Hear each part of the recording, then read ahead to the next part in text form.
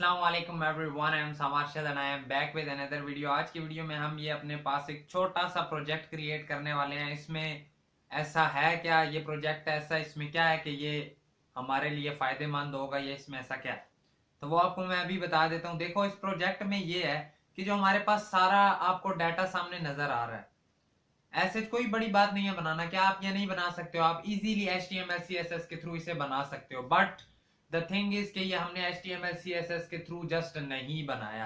ये सारा डाटा हमारे पास आ रहा है, कहां से आ रहा है? API से आ रहा है, बैकएंड से API ली गई है। ठीक है, API आ गई हमारे पास, अब डाटा उसमें से निकाला जा रहा है। लेट्स सपोज यहाँ पर साइकिल की बजाय मैं लिखता हूँ कार। मैंने कार लिखकर जैसे इंटर किया तो मेरे पास कार की इमेजेस आ गई। मैंने जैसे ही लिख दिया अपने पास बॉय, बॉय लिखकर मैं करता हूं सर्च, थोड़ी सी देर रुका और उसके पास क्या आ गया? बॉयज आ गए। ठीक है, तो इस तरह से ये हमारे पास डाटा चल रहा है। अगर हम लिखते हैं बाइक, बाइक लिखकर मैंने सर्च किया, जैसे ही सर्च पर क्लिक किया तो मेरे पास बाइक्स आ गए।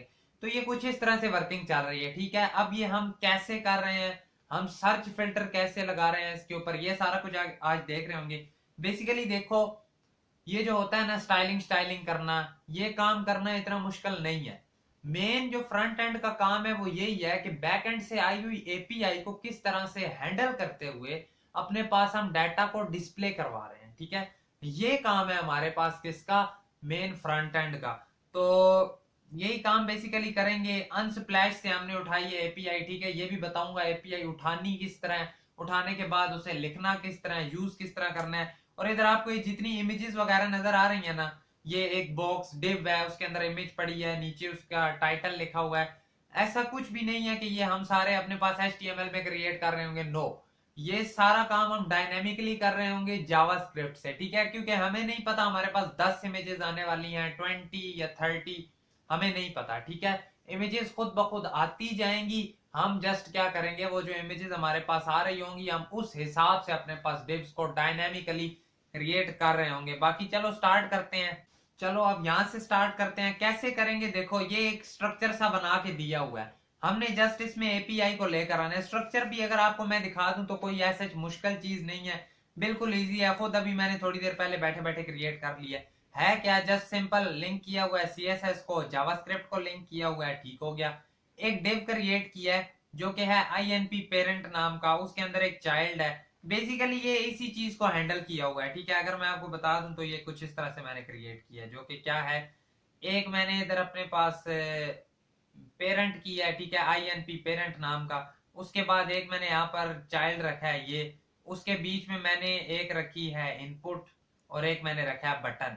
ऊपर वाले में ये काम किया हुआ है। ठीक है, उसके बाद नीचे मैंने एक मेन रखा है जो कि इस तरह होगा कुछ। ठीक है, मिड नाइट आप कह लो, उसकी इतनी सी रखी हुई है, लेकिन कुछ इसी तरह से वो हमारे पास आ रहा होगा। उसके अंदर आप इमेजेस आ रही होंगी। अब फिलहाल तो कुछ भी नहीं है। कैसे होगा? हम इस तरह रखेंगे, एक डिव इस तरह है, दूसरा इस तरह है, तीसरा इस तरह है, यूं करके। ठीक है, इस तरह से उसके पास डिव्स आ रहे हो नीचे, जो कि हम इमेजेस शो कर रहे होंगे। अब मेन चीज बीच में यह आती है कि इसे हमने सारी इस तरह स्टाइलिंग पहले से ही दी होगी। क्या क्या स्टाइलिंग दी होगी कि ये डिस्प्ले फ्लेक्स होगा, फ्लेक्स होने के बाद ये हमारे पास रैप होगा, फ्लेक्स रैप होगा। उसके बाद आप कह लो कि यही कुछ है इसमें। इसमें आप कह सकते हो ये जो एक एक डिव होगा, इसके अंदर एक इमेज आएगी, इमेज के साथ इसमें हम नीचे एक स्पैन टैग रख रहे होंगे। ठीक है, कुछ इस तरह से वर्किंग होगी। डाटा सारा हमारे पास बैक एंड से आने वाला है, वो कैसे आएगा वो भी आज बताता हूँ। तो कुछ इस तरह से होगा। ये वही है, देखो नीचे एक मेन वाला अलग से सेपरेट छोड़ा हुआ है। अब ये मेन वही है। ठीक है, ये मेन वही है जो मैंने आपको अभी बोला है, बताया है ना, ये मेन वही वाला है। ओके हो गया, यहां तक भी पता चल गया। स्टाइलिंग में बस इन्हीं इन्हीं चीजों को स्टाइलिंग दी हुई है। ये हमारे पास यूनिवर्सल सिलेक्टर, देन बॉडी आ गई, INP पेरेंट को स्टाइल किया, चाइल्ड को, उसके अंदर जो इनपुट पड़ी है, जो उसके अंदर बटन पड़ा है, देन मेन डिव आ गया। अब देखो, जो मैं अंदर कहता हूँ ना, बीच में सारा स्ट्रक्चर हमने रखना है, वो सारा पहले से स्टाइल करके दिया हुआ है। अगर आपको नहीं ना समझ आती कि ये पहले से हम कैसे स्टाइल करेंगे, तो एक क्रिएट करके अपने पास सबसे पहले देख लिया करो। कैसे देखेंगे हम? सिंपल एक डिव क्रिएट किया करो, जिसे क्लास दी करो। कौन सी क्लास देंगे? हमने उधर सबसे पहले कौन सी रखी है? इमेज डिव वाली। ठीक है, उसके अंदर हमने एक इमेज रखी है, इमेज का कुछ सोर्स होगा, कुछ सोर्स होगा। ठीक है, इमेज है, उसके अंदर एक रखा है स्पैन। अब जैसे ही आप ये रखते हो, एक कोई इमेज उठाओ, उस पर स्टाइलिंग अप्लाई करो। ठीक है, स्टाइलिंग अप्लाई करने के बाद वो बॉक्स आपके पास पूरा बन जाएगा। बनने के बाद उसको रिमूव कर दो। अब एक को आपने स्टाइल करके देख लिया कि पूरा स्टाइल हमारे पास किस तरह से बन रहा होगा, क्या फ्लो चल रहा होगा, ठीक है। जब एक डिजाइन कर लिया है, अब आपको पता चल गया, अब बस बाकी वही डाटा लेते आओ और वही क्लासेस देते जाओ, सब कुछ डन हो जाएगा, ठीक है। लेट सपोज यहाँ पर मैं आया, मेरे पास ये इमेज सामने आई, मैंने इस इमेज पर कर दिया क्लिक। ये अनस्प्लैश वाली वेबसाइट है, ठीक है। unsplash.com लिखते जाएंगे तो आपके पास सामने आ जाएगी। मैं इधर से सिंपल अगर कर लूं कॉपी इमेज एड्रेस, ठीक है, मैं इधर सोर्स में आकर कर देता हूं जी सीधा सीधा पेस्ट। जैसे ही मैंने पेस्ट किया, मैं इधर आया, मेरे पास एक देखो बॉक्स आ गया, उसके अंदर एक इमेज पड़ी हुई है। अब ये कैसे पड़ी है, क्योंकि मैंने इन्हें स्टाइलिंग दी हुई है। अगर मैंने ना दी होती तो मैं इसकी बेसिस पर स्टाइलिंग देता, ठीक है, कि ये मेन डिव है, उसके अंदर ये इमेज पड़ी है, जो मेन डिव है वो इतनी इतनी उसकी विड्थ हाइट होनी चाहिए, उसके बाद जो अंदर इमेज पड़ी है उसकी इतनी इतनी विड्थ हाइट होनी चाहिए। देन स्पैन में लिख लो दिस इज पिक्चर, ठीक है, ये मैंने कर लिया। जैसे ही ये मैं लिखता हूं तो वो भी सेंटर में आ गया। कैसे सेंटर में आ गया, अगेन वही चीज है कि इसे भी स्टाइलिंग दी हुई है। देखो इमेज डिव के अंदर जो स्पैन टैग हो, उसका फॉन्ट साइज ये हो, पैडिंग टॉप इतनी हो, कलर ये हो, टेक्स्ट अलाइन सेंटर हो, ठीक है। इस तरह से सारी वर्किंग है। अब अगर आप इसे करते हो ना, 2 से 3 करके देख लेते हो, आपको थोड़ी सी और क्लैरिटी मिलेगी। कंट्रोल सी किया, एंटर कंट्रोल वी, आपको पता चलेगा कि अगर ये 2 होंगे तो कुछ इस तरह से आएंगे। वैसे इन्होंने चिपके आना था, उसके लिए फिर आप अलग से स्टाइलिंग लगा लोगे कि ये होना चाहिए, तो ये तो काम इजी आप कर लोगे। मेन चीज अब आती है हमारे पास बैक एंड वाली, ठीक है, बैक एंड कह रहा हूँ, सॉरी, बैक एंड से जो एपीआई आ रही है, ये जो हमने अनस्प्लैश की एपीआई उठानी है, कैसे उठाएंगे, वर्किंग क्या होगी, सब कुछ। सबसे पहले आपको unsplash.com पर जाकर क्या करना है, सीधा सीधा अपने अकाउंट बनाना है, ठीक है। यहां से आप अकाउंट क्रिएट कर लोगे। अब जैसे ही आपका अकाउंट क्रिएट हो जाएगा, simple first name last name Gmail देनी है, ये कुछ करने के बाद जैसे ही आप इधर आए ना, आपने ये बार पर क्लिक किया तो यहां पर आपको नजर आएगा developers/API, इस पर चले गए। इस पर जाने के बाद कुछ इस तरह की इंटरफेस आपके सामने आ गया। Then you have to go your apps, ठीक है। जैसे ही आप योर एप्स पर आओगे, ये मैंने अपने पास एक क्रिएट किया है, इसी के थ्रू मैं आपको समझा रहा हूँ, बट आपको मैं और भी बता देता हूँ, ठीक है। न्यू ऐप पर क्लिक करोगे, क्योंकि आपके केस में पहले नहीं होगा, हर किसी को अपनी एक्सेस की चाहिए, ठीक है। ऐसा नहीं होगा मेरे वाली पेस्ट कर लोगे तो आपका चल जाएगा, नो। यहां से आप जैसे ही चारों टिक करोगे ना, टिक करने के बाद आपने बस करना है एक्सेप्ट टर्म्स, ठीक है। जैसे ही एक्सेप्ट करते जाओगे, आपके पास नीचे एक एक्सेस की आ जाएगी। अगर कहते हो तो कर भी लेते हैं जल्दी से, लेकिन हम यूज वो नहीं कर रहे होंगे क्योंकि हम पीछे वाली यूज कर रहे हैं, ठीक है। यहां पर आप नाम लिखोगे हेलो, ठीक है, क्रिएट कर दो। जैसे ही क्रिएट करते जाओगे तो आपके पास यहाँ पर नीचे सीधी सीधी एक आ जाएगी एक्सेस की, ठीक है। ये जो एक्सेस की है ना, यही बेसिकली मेन चीज है सारी, ठीक है। ये आपने एक्सेस की अपने पास उधर से कर लेनी है कॉपी।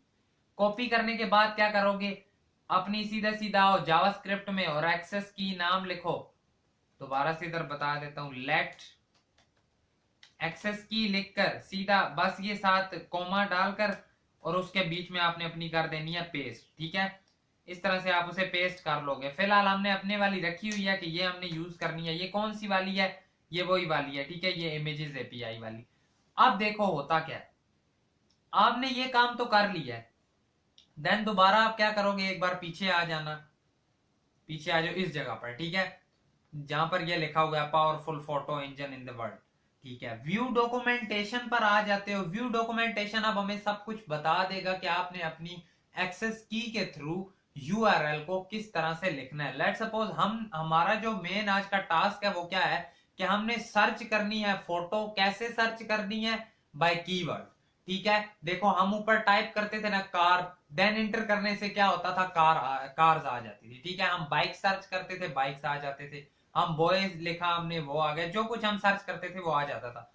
अब उसके लिए ये हमें एक चीज कहता है कि अगर वो काम करना है ना, तो कुछ इस टाइप की आपके पास एपीआई बन रही होगी, जो कि क्या है, api.unsplash.com/search/photos, पेज नंबर ये होगा, क्वेरी और कुछ इस तरह से, ठीक है। तो यहां से यहां तक फिलहाल जस्ट करो कॉपी। कॉपी करने के बाद इधर आ जाओ, एक अपने पास बनाओ यूआरएल नाम, ठीक है, उसमें ये रखो। ये पीछे से रिमूव कर देना, https, ठीक है, ://api.unsplash.com, जिसमें हम क्या करेंगे, सर्च करेंगे photos page number equal to 1। अब मस्ट नहीं है कि पेज हर बार 1 नहीं होने वाला, ठीक है। इसे अपने पास टेम्पलेट लिटरल्स में कर लो ताकि आप इसमें चेंजिंग भी कर पाओ, ठीक है। तो अब देखो, जरूरी नहीं है पेज 1 हो, पेज तो कोई भी हो सकता है। तो उसके लिए अगर हमने चेंजिंग करनी है तो हम इस तरह लिखेंगे और बीच में लिख देंगे पेज। अब ये पेज क्या है, पेज के लिए आप इधर क्रिएट कर लो अपने पास लेट पेज इक्वल टू 1, ठीक है। अब क्वेरी इक्वल टू ऑफिस थोड़ी ना होगी, क्वेरी के लिए आप अगेन कर लो कि क्वेरी वो होगी जो हम इनपुट डाटा से डाटा देंगे, सीधा सीधा लिख लो डाटा, ठीक है। जो इनपुट से हमारे पास, या डाटा की बजाय भी ना सीधा सीधा कर लो वैल्यू, ताकि और अच्छा आपको समझ आए, ठीक है। इनपुट डॉट वैल्यू से जो हम वैल्यू दे रहे होंगे वो हमारी क्वेरी में चलेगी, ठीक है। वो वाली क्वेरी में आने वाली है, एंड देन हमारी जो हम सर्च करना चाहते हैं वो सर्च हमारे पास होने वाला है। अब ये करने के बाद आप साथ ही करोगे, आगे क्या है इसमें देख लेते हैं, क्या ये हमें कुछ और हिंट दे रहा है कि आपने ये भी करना है, नहीं। तो बाकी ऐसे आगे कोई डिफिकल्ट है भी नहीं, हम सीधा खुद से ही कर लेते हैं, ठीक है। बस अब हमें अपनी देनी होती है, क्या देनी होती है, अपनी एक्सेस की, ठीक है। सीधा हम कहेंगे and client ID equal to, client ID अब क्या है, ये जो हमारी एक्सेस की है ये, ठीक है। अब देखो हुआ क्या है, हमने सीधा सीधा कह दिया कि पेज नंबर ये होगा जो ऊपर आ रहा होगा, उसके बाद क्वेरी वैल्यू वाली होगी, और क्लाइंट आईडी क्या होगी, ये जो एक्सेस की है। अब ये हर किसी की अपनी एक्सेस की होगी, ठीक है। क्या ये हमारी यूआरएल ठीक है, क्या ये चल रही है, चेक कर लेते हैं। हमें पता है अगर चेक करना है तो उसके लिए हमें एक एसिंक फंक्शन क्रिएट करना पड़ेगा, जिसमें हम कहेंगे गेटिंग एपीआई, ठीक है। गेटिंग एपीआई नाम का फंक्शन हो गया हमारा, इसे उठाकर अंदर इसके ले आओ। जैसे इधर आ गए हम, ठीक है। यहां पर आने के बाद एक चीज मैं आपको कहता हूं कि हम कैसे करते हैं। सबसे पहले हमें फेच करना होता है, इसे कैसे फेच करेंगे, रिस्पॉन्स इक्वल टू फेच करनी है इस यूआरएल, ठीक है। अब लेकिन हमें पता है यार रिस्पॉन्स आएगा या नहीं आएगा, देन अवेट लिखना पड़ेगा। अवेट लिखा, अब अगर तो रिस्पॉन्स आ जाता है तो उसमें से डाटा निकाल लो, ठीक है। अवेट रिस्पॉन्स डॉट जेसन, ठीक है। जेसन फॉर्मेट में हमें डाटा दे देना जी। अब देखते हैं क्या ये हमारे पास चलेगा।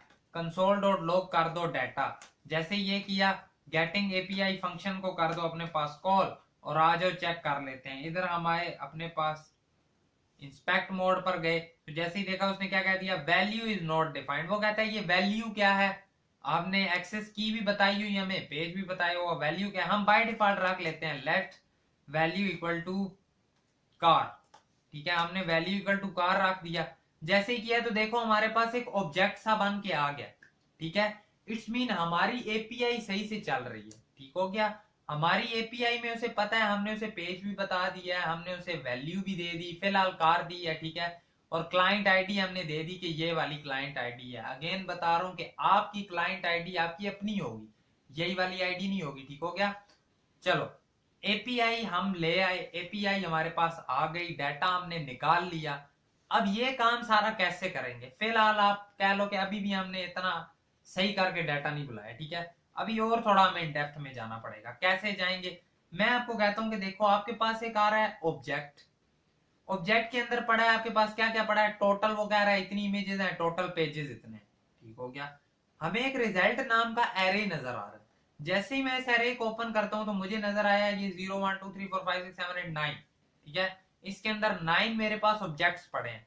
मैंने फर्स्ट ऑब्जेक्ट ओपन किया, उसमें मुझे नजर आया, ठीक है, सिल्वर स्पोर्ट स्कूप, ठीक है। एक ये कार है, ओके। इसका मुझे वो जो नीचे हम टाइटल लिखते हैं वो तो हमें यहाँ से ही मिल गया। उसके अलावा क्या क्या नजर आ रहा है, लाइक्स वगैरह पड़े हैं, जाते जाते यूआरएल्स, यूआरएल्स को ओपन किया तो इसमें हमें ये नजर आ रहा है, ठीक है। हमें लिंक भी मिल गया, ये बेसिकली फुल साइज इतना होगा, रॉ, रेगुलर, स्मॉल, हम स्मॉल वाला उठा लेंगे, ठीक है।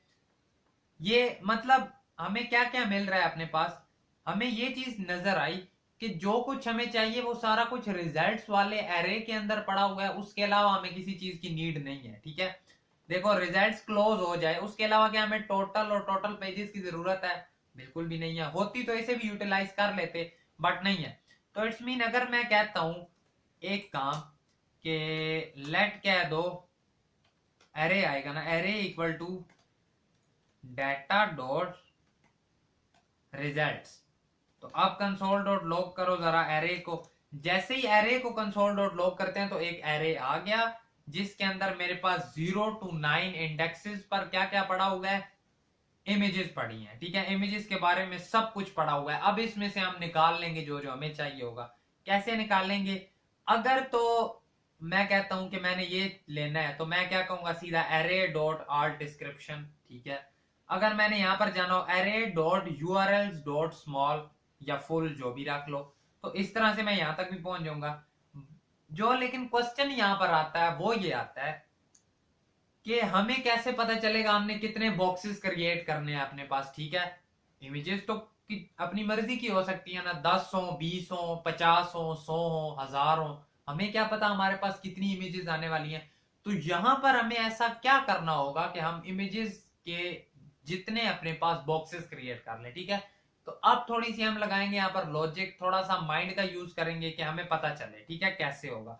अगर आपको याद हो, मैंने आपको एक एरेज के टॉपिक में डॉट मैप फंक्शन बताया था, जो क्या करता है, अगर आपके पास 10 वैल्यूज एरे के अंदर पड़ी है ना, आप उस पर डॉट मैप फंक्शन लगा के 10 वैल्यूज को बारी बारी अपने पास बुला सकते हो। ठीक है, वो क्या करेगा, एक बार 1 के पास जाएगा, 2 के पास, 3 के पास, 4 के पास, 5 के पास, इस तरह बारी बारी सबके पास जाता है। ठीक है, तो अगर मैं आपको कहता हूं, अभी देखो डाटा किस तरह आता है, अभी डाटा इस तरह से आ रहा है, मतलब एक पूरा एरे आ रहा है मेरे पास। लेकिन अगर मैं आपको इधर इसी फंक्शन के अंदर ही कह देता हूं कि एक काम करो जरा, एरे डॉट मैप फंक्शन लगाओ इस पर। ठीक है, और उसके अंदर क्या आएगा, मैप फंक्शन के अंदर आप क्या लो कि आपके पास एक आएगी वैल्यू, तो इस बार ना कहो वैल्यू हम दे चुके हैं, आपके पास आएगा एक डाटा। ठीक है, एक डाटा आएगा, और जरा कंसोल, खैर डाटा भी हमने पहले दे लिया, डाटा भी नहीं देना चाहिए, वन वैल्यू। ठीक है, एक वैल्यू आपके पास आएगी। कंसोल डॉट लॉग करो जरा वन वैल्यू को, देखते हैं इस बार हमारे पास क्या आने वाला है रिस्पॉन्स में। तो जैसे ही हमने देखा हमारे पास सारे बारी बारी आ गए। ठीक है, मतलब कि मैप फंक्शन क्या कर रहा है, वो 0 से लेकर एंड तक जितने भी हैं सब पर जा रहा है बारी बारी, और एंड तक गया है। ठीक है, पहले फर्स्ट वाले पर, देन सेकंड वाले पर, देन थर्ड वाले पर, फोर्थ वाले पर, एंड तक गया है।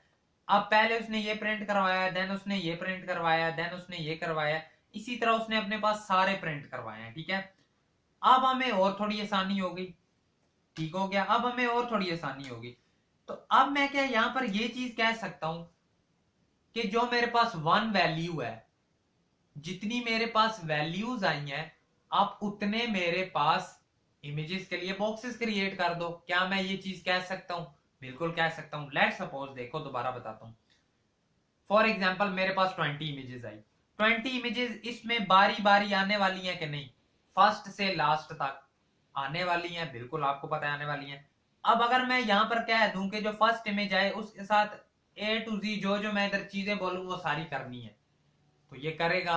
करने के बाद ये सेकंड पर मूव कर जाएगा।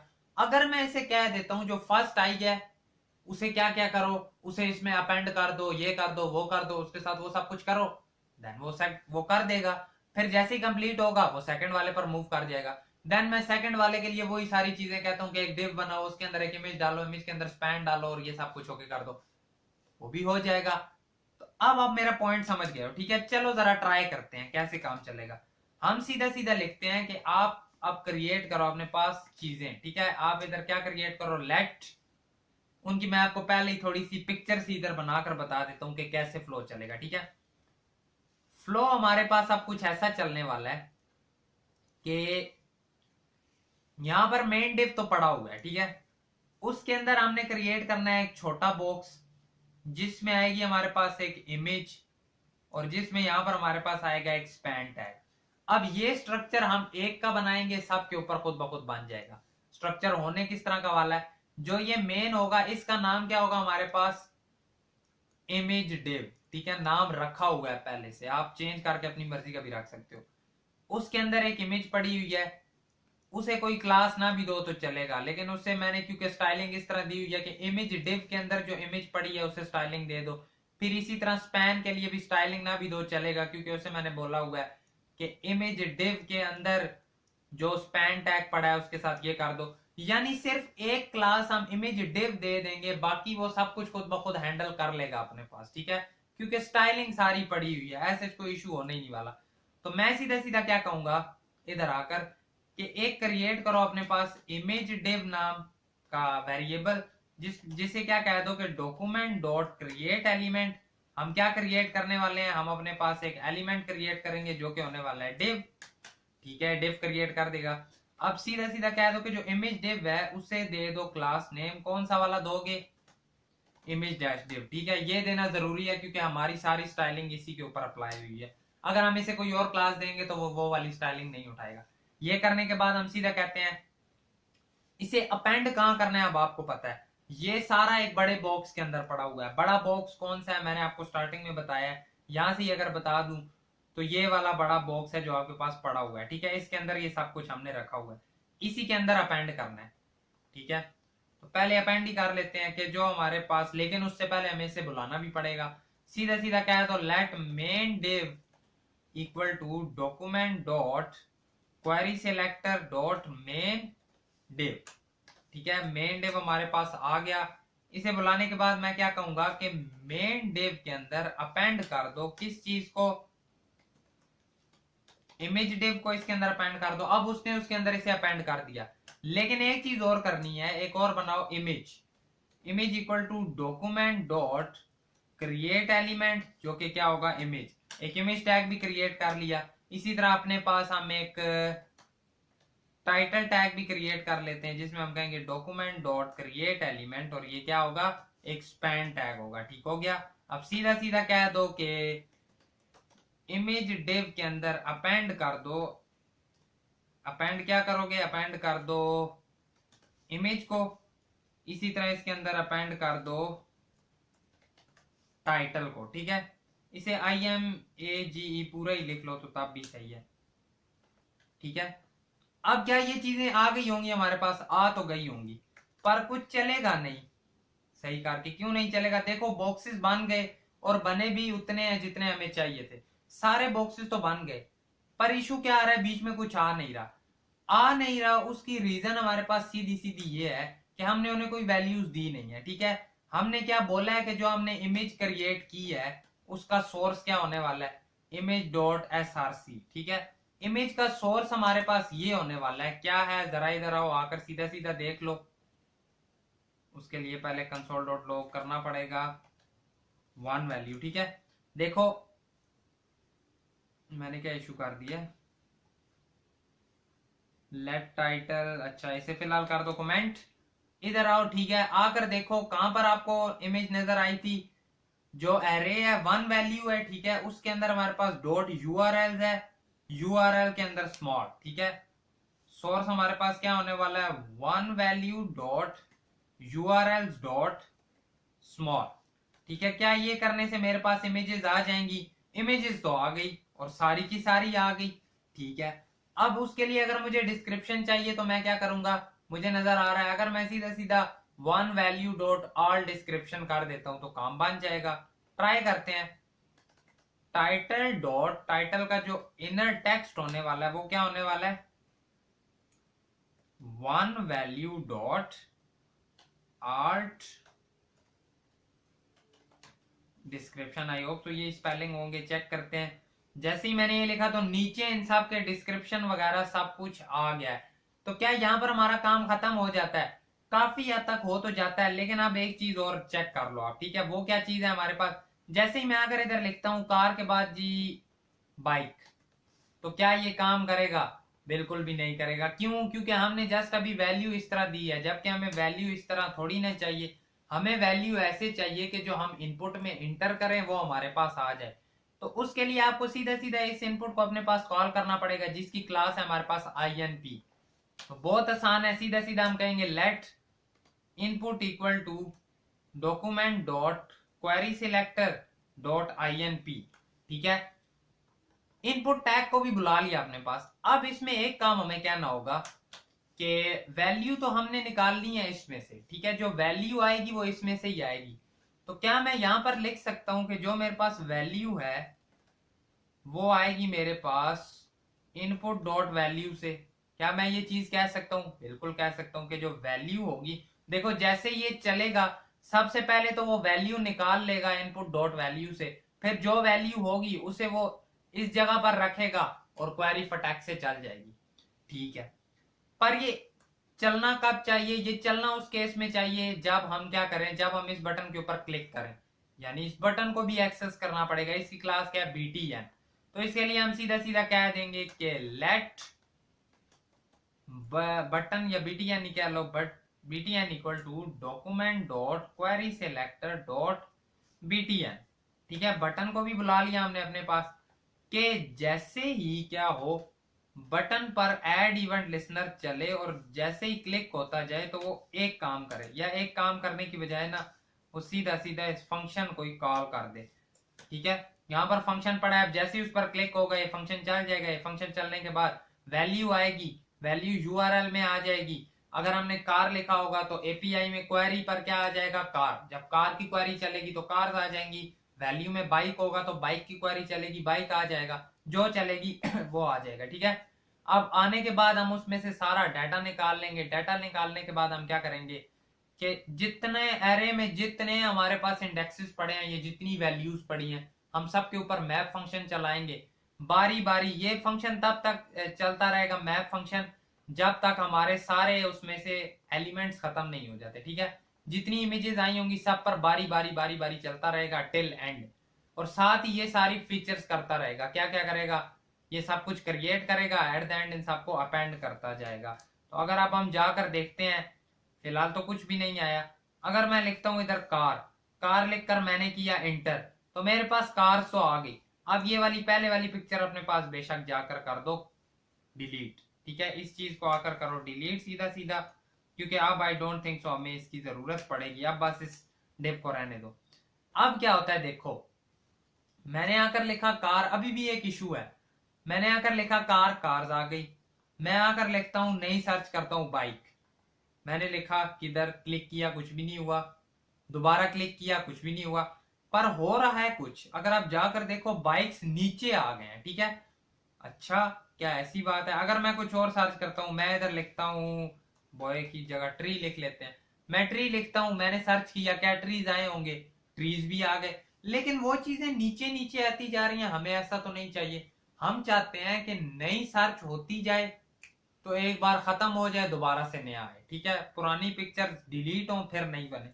तो उसके लिए हम एक चीज कर सकते हैं सीधी सीधी, ये सब कुछ किसके अंदर पड़ा हुआ है? मेन डिव के अंदर। ठीक है, अब अगर ये मेन डिव के अंदर पड़ा है, तो अगर मैं क्या करूं कि मैप फंक्शन चलने से पहले ही उसे कह दूं, ठीक है, कि मेन डिव के अंदर जो कुछ पड़ा है, ठीक है, जो इसका इनर HTML है ना, उसे क्या कर दो, dot inner HTML equal to empty. ठीक है, उसे एम्प्टी कर देना आप। अब क्या होता है, मैं सर्च करता हूं कार, मैंने सर्च किया कार्स आ गई।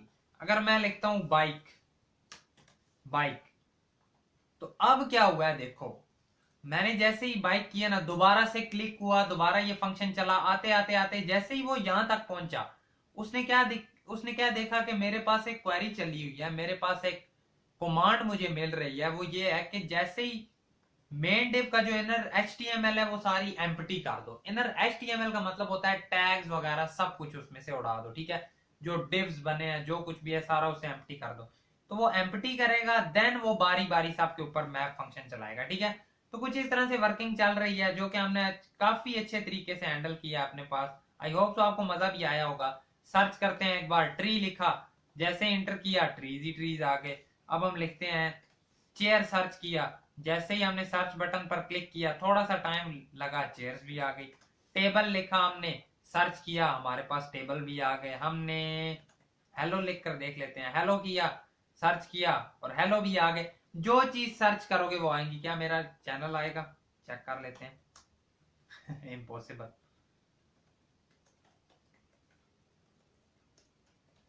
चेक कर लेते हैं, चेक कर लेते हैं, हु नोज। ठीक है, नहीं आया, इट्स ओके, कोई बात नहीं, कभी तो आ ही जाएगा। बाकी I think so that is it for today's video. Next video में मेरे माइंड में है, देखो मेरा ये मूड नहीं है कि अब मैं स्टार्टिंग से दोबारा से कोई आपके के लिए वेबसाइट ले आऊं जिसमें मैं HTML CSS घंटे की बनाऊं और उसमें कोई छोटे छोटे 1 से 2 फीचर जावास्क्रिप्ट के लगा दूं और आपको कहूं आपने जावास्क्रिप्ट की वेबसाइट क्रिएट कर ली, ठीक है। ऐसा नहीं करेंगे। मेरा मेन फोकस इन्हीं चीजों के ऊपर है कि आप एपीआईज के साथ खेलना सीखो आप, क्योंकि देखो हमेशा फ्रंट एंड डेवलपर को ना एपीआई दी जाती है और उसे कहा जाता है अब इससे इसकी मदद से ही आप अपना सारा कुछ करो, ठीक है। सब कुछ इसी में से डाटा को हैंडल करने की कोशिश करो। डिजाइन हर कोई बना लेता है लेकिन फंक्शनैलिटीज को कंट्रोल करना हर किसी के पास की बात नहीं होती।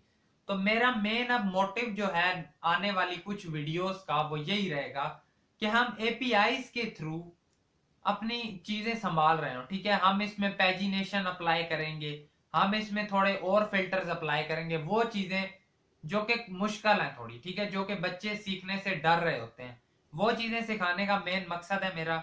बाकी बस जुड़े रहो और अगर वीडियो पसंद आती है, वीडियोस मेरी पसंद आती हैं तो लाइक किया करो, चैनल पर नए हो सब्सक्राइब करो, दोस्तों तक भी फैलाओ चैनल को, क्योंकि जाहिर बात है एक बहुत बड़ा टारगेट लेकर चले हैं कि यार पाकिस्तान में भी तगड़े लेवल के डेवलपर्स हमारे पास आने चाहिए। और बस वही एक शौक है, एक लगन है, उसी के लिए आपके लिए फ्री वीडियोस बनाते रहते हैं कि हमारी तरफ से कभी भी इल्म रुकना नहीं चाहिए। मैं अपनी इल्म को जितना फैला सकता हूँ मैं फैलाऊंगा, ठीक है। हमें ऐसे जिस तरह कोई भी नहीं रोक सकता कि तुम ना फैलाओ ये चीजें। हम तो देखो इल्म है, अगर सीखा है तो फैलाएंगे इससे। बाकी thank you so much and अल्लाह हाफिज, मिलेंगे आपसे आपकी नेक्स्ट वीडियो में।